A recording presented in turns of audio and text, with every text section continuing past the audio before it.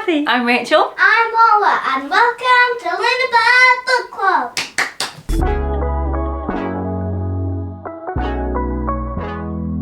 Okay, now in today's video, we are going to be talking about Cathy reading The Way of Kings by Brandon Sanderson for the first time. However, this is the second day of filming this particular video because we started filming one a couple of weeks ago now. Maybe even like a whole month ago. And we talked. We talked for a long time and didn't really say anything. That was the day when we spent way too long on filming. Yeah, we spent far too long on filming, and then I had to go and Cathy had to go, so we only got through some of the things that I wanted to talk about. So we are coming back today to refilm and talk more.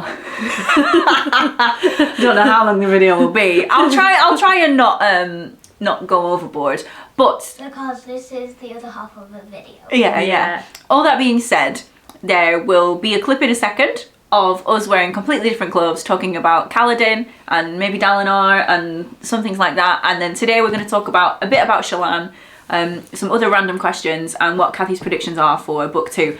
However, in between filming the first video and filming this video, Cathy has already started book 2. So please bear in mind that anytime Cathy is speaking in this lovely stripy top, she has read the first half of book 2. We're going to try and keep your thoughts aligned with where you are at in book 1. Yeah. We might not manage it, and if there are any spoilers, I will cut them out of the video. Okay. So don't worry about that, that's fine. Let's get going. Cathy, what did you think of this book?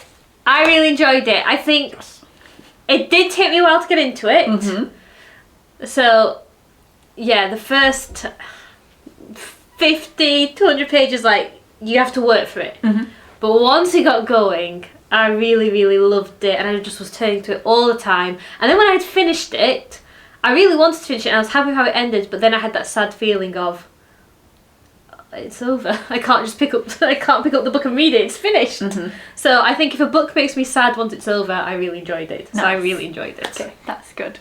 Before we get started with the main body of the video, Cathy, I want to know if you have any theories about anything that happened in the book, or if you have any questions about things that were left unsolved, any mysteries that you're curious about. Okay. Yeah, so my first thing that I think that really stood out is that the Pashendi have their own agenda going on that's not what anybody thinks it is. That's my theory. Because they seem to be also dragging out this war that they're in without seemingly caring one way or not that it's at a stalemate. Mm-hmm. And they don't seem as invested at either getting rid of these invaders. Mm-hmm. I just think they've got their own thing going on that we haven't understood yet. Okay. It's one of my theories. What else? I wanted to know more about Dalinar's first wife. Okay. And why he went to extreme measures to delete the memory of her. Okay. I want to know who the creepy people in the drawings are, because they're very creepy, and I want to know more about that. I do want to know who called the assassination of the king, because I don't believe it was the Pashendi. I think the Pashendi have their own thing going on, and I think the king's assassination is something else, but I don't know who. We are going to start by talking about the start that you struggled with. So there are 4 openings to The Way of Kings. There's the prelude, and then we jump forward 4,500 years to the prologue, to Kill, and then we jump forward another 6 years to Stormblessed, where we are in the point of view of Sen, or Ken, as you have now named him. And then we jump forward another 6 months, I think, 8 months, to Kaladin's first chapter. Yes. So we'll start with the prelude to the Stormlight Archive. What are we seeing there? Can you remember anything about the prelude? Yeah, no, I do. So yeah, I will admit, like, as more of the lore of the story comes out, I got more confused. Rather than this. So it begins with, like, it feels like a battle's coming to an end. Mm-hmm. There's a soldier dude who's part of an elite bunch of soldier dudes. Kalak is his name. Kalak. Soldier dude. And it seems to be like he's in this pattern where he gets resurrected in some forms to fight big battles, and then when the battle's done, he goes back to hell until he's next needed for a big battle. Yes. That's how it sounded like. And then it sounds like in this time, everybody else in his elite group have decided that they're not going to do that anymore. They're breaking their oath and giving up. And he decides to do the same too, and he puts down his sword and he gives up. Yep. Yeah, is that what happened? Yeah, Okay. there's one key factor that you're missing though, in that, so they're a group of 10. Yeah.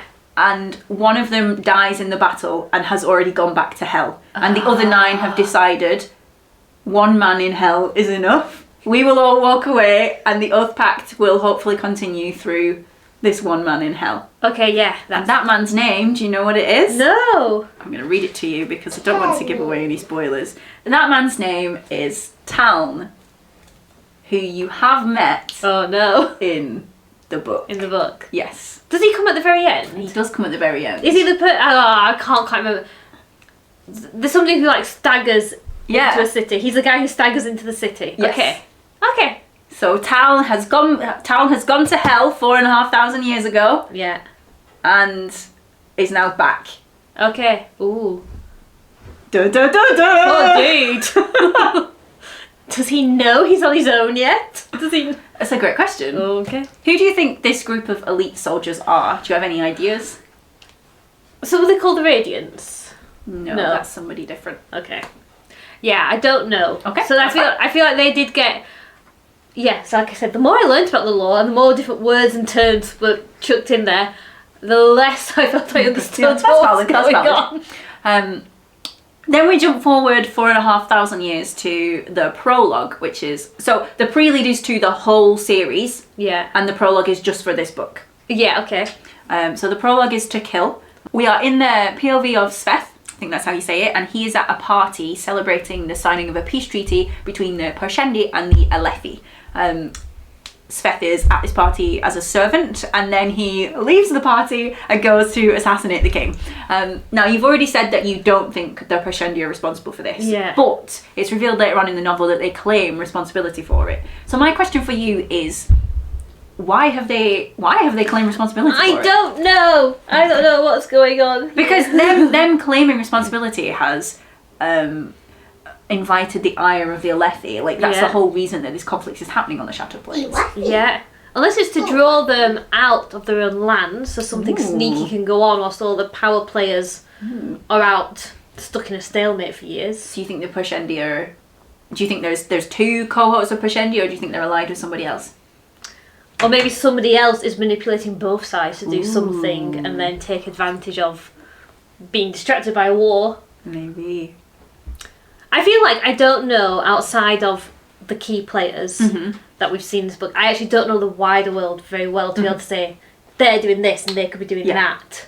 So far all I know is like the Alethi and the Pershendi, and that's about it. Okay. I'm going to let you in on a little secret. Okay. So, Ooh. in the start of each book, Yeah. the prologue of each book, we revisit this night, but we're in somebody else's POV. Oh, that's fun. So my question for you is, whose point of view do you want to see that night from? Ooh. I would like to see the point of view from whoever is... I can't remember, is there like a dignitary of the Pershendi there to celebrate the signing of the treaty? Yeah, so there's responsible people, well, authority figures from the Pershendi there, yeah. Then, Okay. that's who I want to see it from. Do you have any guesses as to who else we might see it from? I think we might see it from the king and from Dalinar and from the other top Alethi guy who... Sadeas. Sadeas. Okay. Sadeas, yeah. Okay. Who I quite enjoy reading about. Yeah. I enjoy him as a character. I don't like him as a person, but He's a great character, I yeah, enjoy yeah, him yeah. as a character. I'm going to tell you who the prologue of the next book is okay. in. The POV that we see the prologue from in book 2 is Yasna Cullen. I do know who she is. You do know who she is. Look forward to that. It's a good one. So the king's been killed, and now we jump forward 6 years to the point of view of Ken, and this is the chapter 1 of the book as a whole, called Stormlight, where we are in the Amaram's army in Kaladin's squad, and we first meet Kaladin. Do you have any thoughts about this? Yes, and this is where I'm going to get controversial. I think you could skip that chapter. Okay. Because I think coming into it very cold and reading it fresh, I think this was the one beginning too many. Okay. So like the prelude, okay, I think the prologue was a lot of fun. I like Kaladin's start, but I think in this chapter there's nothing that you learn in here that you don't later see reinforced time and time again with what else follows from Kaladin. Okay. So Kaladin's role as a protector, the way that this army doesn't care about people's lives, the structures, all of that's going to come out repeatedly in book chapters to come. Okay. So I could have just skipped it now, unless maybe in the future it's going to turn out that Ken Sen actually is a huge big player and he's something about him is relevant for the future, maybe. But in this, he's I didn't really care that much. That's fair enough. We then move on to chapter 2, which is the first Kaladin POV. It is 5 months later. Let me double check that. Hi, baby. Yeah, and he's in a wagon. He is in a wagon. It's 8 months later. Yeah. The chapter is called Honor is Dead. Oh, okay. Does that mean anything to you? Honor is a huge big theme in this book, and we kind of meet Kaladin at his completely giving up stage. I don't know whether it happens in this chapter or not, but that very soon he's going to have to choose whether or not to try and help somebody who's probably beyond help. And every time he just can't help himself, he will always end up choosing to help somebody else. Yeah, and ultimately they usually end up dying. Yeah, it doesn't work out, but he tries, and we love him for it. Okay, well, in one of the last chapters of the book, Dalinar has a vision. Well, has one of his visions, and he ends up talking to the person who's been giving him the visions, and that is the god Honor. Okay, yeah. Who is speaking to Dalinar posthumously. He has made these visions before he is killed or dies. Okay, so yeah. Honor is dead. Oh! One of the gods of the planet is dead and has been dead the whole time. For the whole time. Yeah. Okay. And obviously you don't know that on your first read, but on a reread it's just it's nice to be like, Honor is dead. Yeah. Oh, okay. Can I say something else controversial? Yeah, of course you can. So, you know, like I said, I feel like you could skip the Ken Sen chapter. I think you could also skip quite a lot of the Kaladin flashbacks. This is the main part of the book. I know. But I feel like, especially like him growing up, again, I feel like I guess if you're a real big fan, you just like being in the world. It's great to go around and see all the characters. But as like a first time reader jumping in, I kind of felt like Kaladin's character and how he behaves says so much about who he is that I didn't need an in-depth background thing of how he learned how to heal, or his family dynamics, or his father's honour. I think that was all coming across really strongly anyway. And I think I generally would prefer to have just let him say it and move on. I think the bits that from the flashbacks that were worth keeping was how he kind of refused Shardsley. I think that was worth keeping. Probably his brother's death. But by the time we saw his brother's death, it'd already been referred to so many times that there was nothing that chapter revealed to me that I didn't already know. That's not true, because one of the things that chapter reveals to you is that one of the phrases that Kaladin keeps using is something like learn how to use, I can't remember the exact quote, but learn how to use a disadvantage to your advantage or something like that. And so that's something that Kaladin internalizes, and that is the thing that the person who is responsible for his brother's, well, one of the people that's responsible for his brother's death says. I mean, that's not that important, but that's just something that makes me crazy. But I think so that kind of, I think because the book's so big, vast, that sometimes those chapters drag the pacing down a bit for me, where it's like, I'm really invested in the adventures happening now. I'm going to let you in on another little secret. So in all of the books, there is one flashback character. Is there anyone else that you would like to see flashbacks of? Or who do you think we might see flashbacks from? I think we might see flashbacks from Dalinar. I think that's really set up. Yeah, I think we'd see flashbacks from Dalinar and Yasna and her ward person. Shallan. That name's just gone. But again, like, so I do really enjoy the books, but again, I feel like I know these characters quite well from how they're acting now. So if we're going to spend time in a flashback, I'd really want it to impart more information than what I've already inferred from what they've told me. I understand that. Yeah. I'm being really pernickety. I'm not going to tell you who the book 2 flashbacks are. Because I feel like that's too big of a spoiler. Whereas the prologue is literally the first thing that you're going to read. And I mean, you'll get to them quite quickly when you do read it. Yeah. Do you want to read it? Yes, yes. Yes, I do. I do want to find out what happens next. Who would you say is your favourite character? Kaladin. Why? Because he's somebody who's good-hearted, and I always like that, and he's clever and inventive, and I really admire the way he has to scheme and plan. So I like the way that whenever Kaladin plots something, you can see how it's really, really clever, and how things shift around and what he has to calculate, and that always works for me, compared to when Shallan first comes on, and like it keeps telling us, oh, she's really witty, but then she has to be witty for that to work, and sometimes I'm like,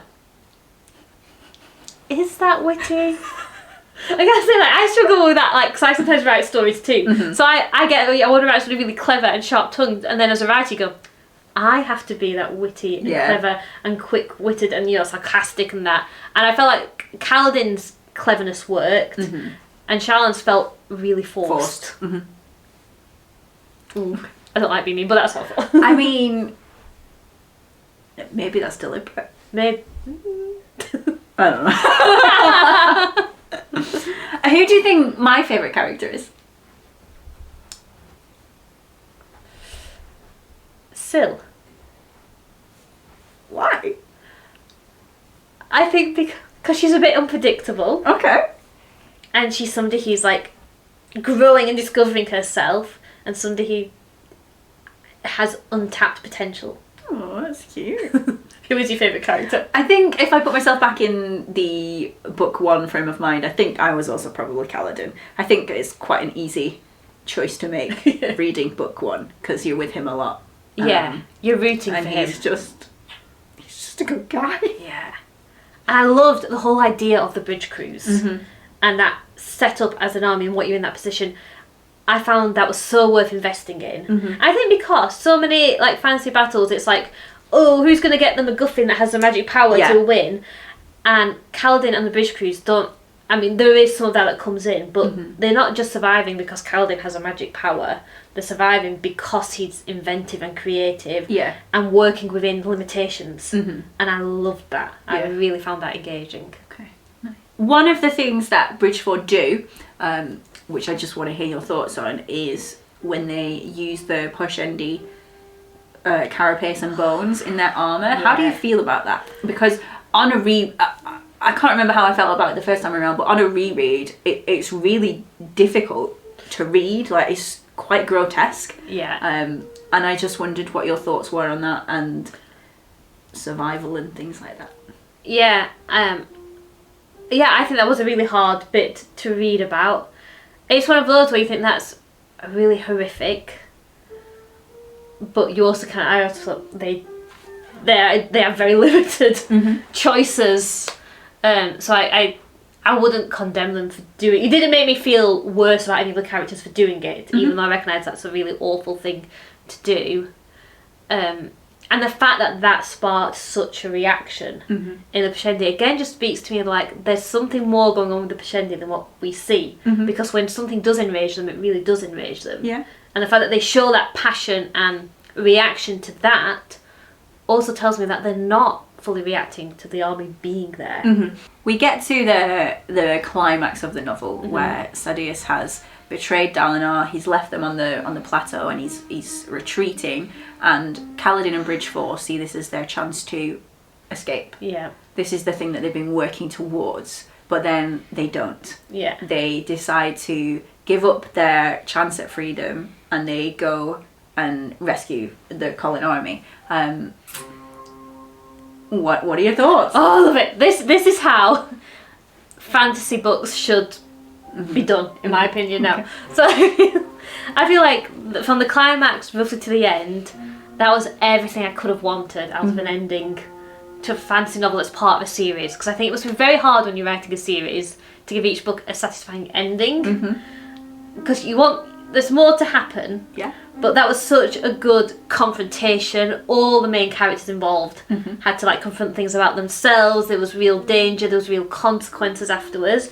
It didn't mean everybody got everything that they wanted. There were still some shocks, like Dalinar giving up. Is it the Sharblade? Yeah. He gave up the Sharblade to rescue the bridge crews. what? I mean, like, I would never have seen that coming. Even for somebody as honourable as him. I think I found that really, really moving, and yeah, the consequences of all that. And that also came like this reveal of something like Syl is realising she binds people to oaths or something like that, and Kaladin also seems to have a power that's connected not just to Stormlight, but it's about honour and it's about keeping an oath no matter what. And I loved those ideas. I don't think I've seen those ideas explored so powerfully in a book. So yeah, I loved it all. I could read it all again. The payoff, I think, because it is a sacrifice that Kaladin and his men make, and when they make it, they don't know that Dalinar is going to turn around and buy them off Sadeas. No. So it's such a big thing for them to do, and for them to have that payoff. And when you get back to the camp and you think, oh, Dalinar's just said that he's going to get them out, and then Sadeas comes around and he's like, I would never sell these men to you. No matter what you do, they are mine forever. I am going to use them as I please. I'm going to grind them into the dirt, and they will pay for just being something distasteful to me. And then I think you're in Kaladin's point of view at that point, and it's just a drop. Like, there's...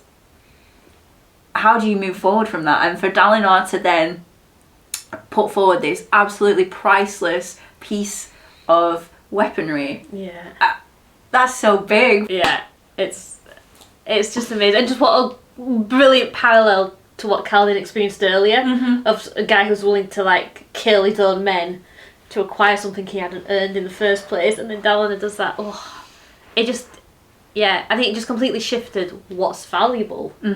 And I do want to read more because of that. I want to see what Dalinar's going to do next. On the subject of shard blades, so Dalinar has a vision where he sees a load of Radiance lay down their blades and their armour. In that vision, he references that there's like 300 blades, but now, in the current time, they don't have that many blades accounted for. I think they've only got about maybe 100? Something like that. Where do you think those other blades have gone? I don't know. Is somebody stockpiling them in like a hidden army somewhere? Or that would be bad. That would be bad. Yeah, I don't know. Okay. I don't know. What are shard blades? I don't know. I feel like there's quite a lot of different like magic systems and stuff going on in this book, and by the end of it I did not have a grasp of what was what. So like there's shard blades and shard armour. There's, is it soul casting? Yeah. So soul's got a transfiguration basically, and the wind spren. And I just really feel like I have not learnt yet if all these things are connected and part of the same structure, or if they're all very individual and have their own rules. So yeah, I feel like I don't know everything, but I'm sure I will if I keep reading. Okay. There's a Dalinar chapter where he is thinking about things. It's the one where he goes and digs a latrine pitch with his big hammer. And one of the things that he's thinking about is, why aren't there shard tools for workers? Yeah. Why do you think that is? Why are they only blades? Ooh. I don't know. Okay. I didn't think about any of these things. Dalinar ends the novel having lost 5,000 of his men. How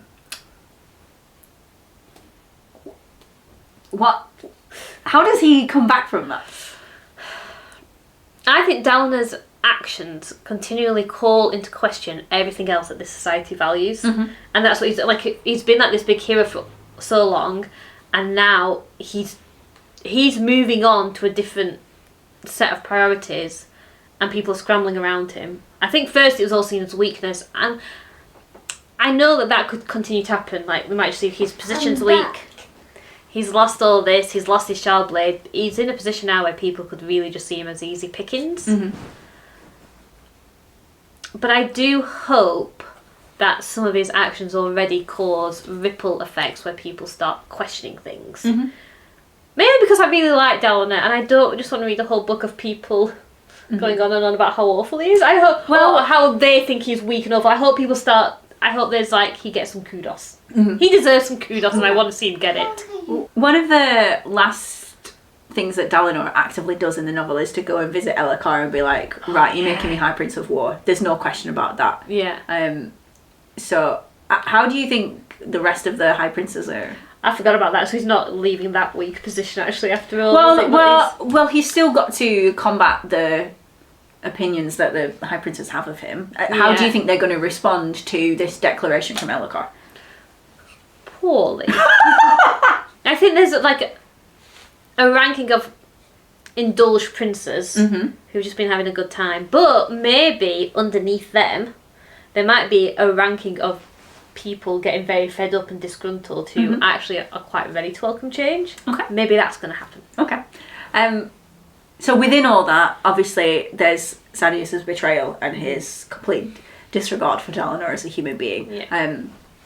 That is something that doesn't just come out of nowhere. That is something that he's been plotting. Yeah. When do you think that was? When do you think he decided to make that decision? How long do you think this has been in the works? Oh. And how did it come about? Oh my goodness, I don't know. I would see him as somebody who's perhaps always plotting how to get rid of 2 or 3 people at a time. And he's probably got a few scenarios ready way in advance. And then as the opportunity comes up, he goes, yeah, I'll do that one. Okay. That's how I predict he behaves. So Shallan and Jasnah. Yes. What did you make of Shallan's plan to steal the Soul Caster? Didn't seem like it was going to work. I did though. Yeah, she was surprisingly successful. I have to think that for me, reading The Way of the Kings, Shallan's storyline just didn't feel like it held up as much as Kaladin's. So like, Kaladin's world felt very real to me, and his limitations and what was going on, and how he got around them, I was really invested in. Shallan's just seemed, by comparison, not as well thought out. And maybe that's because she's not thought things out as well. Like, she's thrown herself into like this scheme. But it just seemed unlikely to me that she was going to get away with worming her way into Jasnah's life, stealing this... Shallan is Jasnah's wife! Wow! Sorry, please keep going. Stealing this really powerful, precious artifact and getting it out, and then extricating herself from that life without getting caught. That just never felt to me like something that was gonna actually happen. I think what's interesting, obviously, it is... Jasnah doesn't notice because she doesn't use a soulcaster. I don't know if it's a real soulcaster. I think it's fake. I don't really know. But Shallan could have left at any point and Jasnah would not have noticed. So Shallan staying, obviously it's a good thing because now she's got like this mental relationship with Jasnah and they're off to study the Shattered Planes together. But Shallan staying is also the reason that all of the Capsule stuff comes out. She nearly dies. If Jasnah hadn't been around, Jasnah had to be around when the jam was there because Capsule was trying to poison her. But if she had eaten the bread in isolation from Jasnah, she would have died. And she could have gone at any point. And her family wouldn't have benefited at all because it wasn't a real soulcaster. But while you were reading book 1, you really liked one of the interlude characters, Ishik, who was the man in the Pure Lake. I love that chapter. What did you like about that chapter so much? Yeah, I just think he was really charming. And I think maybe it's just because it was quite different to what everybody else had, quite big things going on and quite tasks. And this guy is like just going around his daily business. I like just the idea of people living constantly in water, so like their houses and all structured around it. He had a cute flirty relationship with this other woman. There were some guests coming in, and I just found him really endearing. And I could have read lots about him because I just liked him. Okay, you mentioned the guests. So there are 3 men who come in. He refers to them as, I can't remember what, Grumpy, one of them, or something like that. They are looking for someone. Do you know who they're looking for? No. Now, those 3 men are world hoppers. Have I talked about world hoppers before? I don't think so. So Brandon Sanderson writes a lot of novels, and a lot of them are set in the same universe, not necessarily the same world, but the same universe, called the Cosmere. And there are some people who are able to jump from one world to another. They're called world hoppers. And these 3 men are examples of that. I believe they are all characters from other novels that he's written. But, I mean, I wouldn't recognise them off the cuff, and I only know that because of the forums. Yeah. They are looking for a character that you have met. Who do you think that might be? Wit. Yeah! Right! Oh! I'm never right about this. So that's kind of like Yeah. wider Cosmere lore. So Wit is also a world hopper. He is a man who is present in, well, he's a character who's present in all of Brandon's Cosmere novels. So when Brandon, I am making broad statements here that might not actually be factually correct, but when Brandon first got the idea for the Cosmere, it was that there was this one character who was going around the universe and like sticking his fingers in all the pies, and that character was Hoyd. And I think he wrote like a novel that has never been published about Hoyd or something. I don't really know. And there is Hoyd Wit or is Hoyd somebody else? Hoyd is Wit. Okay. Yes. Which is told to you in the novel. He tells it to Kaladin, so that's not a spoiler or anything. So there's a series eventually that might come out called Dragonsteel, which will be about specifically about Hoyd, I believe. But that is years away, so we don't need to worry about that now. Okay. However, speaking of Hoyd, where are my Hoyd questions? Obviously these men are chasing him. Okay. Why do you think that is? Bearing in mind what I've just told you about him being everywhere. Maybe they think he knows where the rest of the missing shard blades are. Okay. Because like Dallin says only some are accounted for, and there's meant to be like hundreds. Maybe somebody thinks that somebody who could hop between worlds knows. Okay. That's my guess. Interesting. Hoyd in the novel gives Kaladin a flute. Yeah. And they have smoke pictures. Yeah, they do have smoke pictures. How quickly do you think Kaladin will learn how to play the flute? Do you think he will learn how to play the flute? Why are you talking about playing the flute? It's very crucial to the plot of the novel, Laura. Very crucial. Yeah, I think he would. It sounds like it was one of those like, you know, when Frodo gets the light from Galadriel. Like something that will become very handy at just the right time. Okay, I now have some quick fire questions that you might not know the answers to. Okay. But I want to see what you say. Okay. So Gaz was the bridge sergeant above Kaladin, who was not very nice. Yeah. And then he just randomly didn't show up anymore. What do you think happened to him? Does it get remarked upon that he's not around, or does it run away? Yeah, I think he just did a runner, saw that things that, because obviously the guy above him got killed for Kaladin. For Kaladin's actions, and I think he knew pretty much exactly. So I just think he scarpered. Okay. Why can't Dalinar remember his wife? Because he went and made a deal with the... No, I want to say Night Mother, but I think that's Skyrim. What's... Night Watcher. Night Watcher! He went and made a deal with the Night Watcher. I think probably to get rid of his grief. So I think he asked to not be in that pain anymore of grieving. And the interpretation of Night Watcher was to remove all memories of her completely. What are shard blades and how are they made? Shard blades are magical heaven swords. I don't know if they are heaven. I have to admit, I have not understood the lore. Okay, that's fine. I keep getting new information and I've already forgotten the old information. So there's nothing to connect the dots to. So I feel I can see that there's layer upon layer of things that have happened in history. Like even like Voidbringers and the Knights of Radiance and other stuff. And I don't really understand it. But it's not taking away my enjoyment of the story. Okay. I'm just kind of like, I'm in it for the fun. Okay. Why do the Shin not walk on stone? So Sveth blasphemes every time he goes anywhere because he's walking on the stone. The Shin don't walk on stone. And Risen, the girl with the eyebrows, with the grass, she goes to Shinovar. The interlude where there's the girl with the grass in the pot and they buy a load of chickens or something. Yeah. Is it the Shin they're dealing with then? Yes, so they are in Shinovar at that point. Why do you think the Shin don't walk on stone?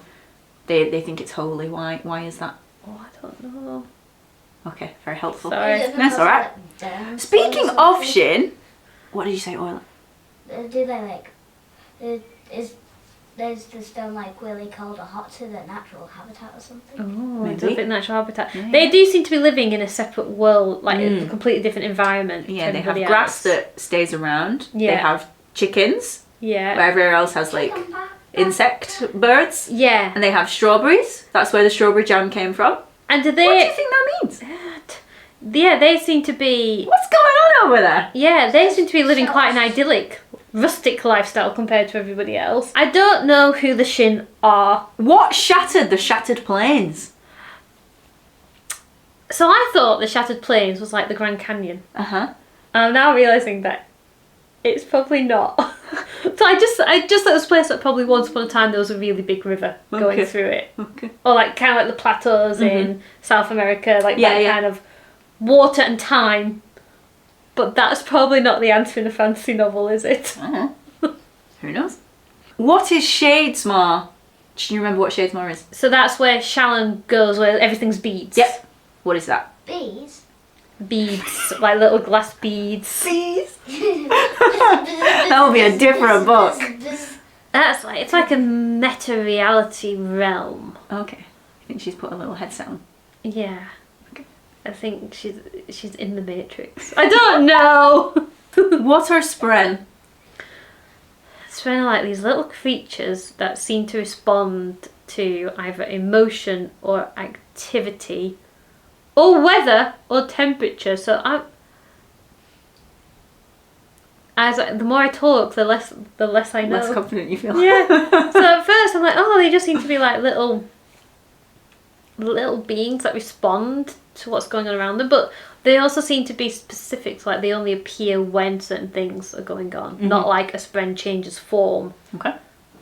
I think. I feel like you already know the answer to this, having read the first Okay. half, but try and put yourself back in Okay. book one Cathy mindset. So we learned that Moash wants to kill someone. Do you have any idea who that might be? No, well, no, I didn't. Okay. I didn't. End of conversation. Do you have anything more to add about book one? Just that it was such a good read, and that everything built up to have such a good, satisfying conclusion, which I think is so hard to do for a fantasy series, where I feel like when book one finished, I had a really satisfying end to book one, but the world was still open to continue. Yeah. And I felt like the stuff that was left a mystery, I was okay with it being a mystery, but I feel like I got enough resolution to make it a satisfying read on its own. Cool. So I think it was expertly done and I really enjoyed it. Nice one. We will continue to talk about the Stormlight Archive in the next few months, and I'm really enjoying exploring this series, and I think Rachel's enjoying exploring this series. I think in our next video I will actually have some better questions than just what did you think of this? What did you think of this? What did you think of this? I like those. They're kind of like little clues of things I should have been looking out for. Oh well, yeah. I think for Words of Radiance I will have some more thematic questions to ask. Okay. So keep your eye on some the themes. themes. Yeah. Even though you've already read half of it. Maybe come back and watch this video and then think, why did she ask me that? Why did she ask me that? Why did she ask me What that? is she hinting at? Some of them might be red herrings. Yeah, you might be fooling me. Anyway, thanks so much for watching. We release new videos every Friday. Like and subscribe to keep up to date with us, and we'll see you next time. Bye.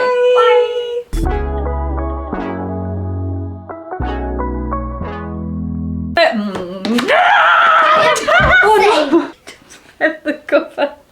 I would feel so guilty now if that wasn't my book. I'm so glad it's your book and you dropped it. This book has 4 stars. This book has a life of its own today. I'm going to put the book down so that I don't do any more damage to it. So we are in the point of view of Yasna. Who's Yasna?